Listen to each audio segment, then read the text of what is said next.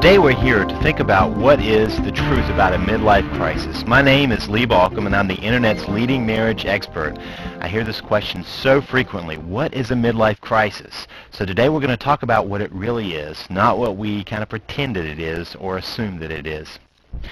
Forget the stereotypes. It isn't about a new car. It isn't about a new relationship. It isn't about reliving adolescence.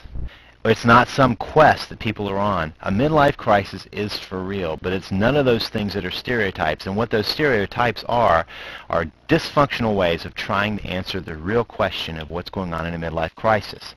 Because you see, a midlife crisis is about something much, much more important than those surface things. A midlife crisis is about meaning. More specifically, it's about leading a meaningful life. It's one with purpose and enjoyment. You see, lots of times we get to midlife when we suddenly realize that we've only got half a life left. We've already lived this life and we're suddenly going, what have I done? Where have I gone? Have I accomplished what I wanted to? And most of us realize that we've just stumbled through the doors that open in front of us instead of picking a direction that would be meaningful to us, and suddenly we find ourselves in the midst of a crisis. So why a midlife crisis becomes a marriage crisis is very simple to look at. Because everything is up for grabs when someone is having a midlife crisis. Everything is up for grabs.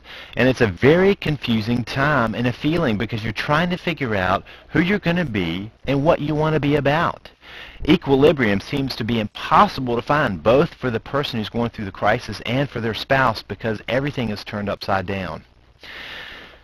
Unfortunately, it's often the marriage that gets the focus, because when somebody is going through all the pain of this transition, they're trying to find something that is the root cause. And once they've discarded the old car, and once they've discarded the job, and once they've tried these other topics, what's next? The marriage.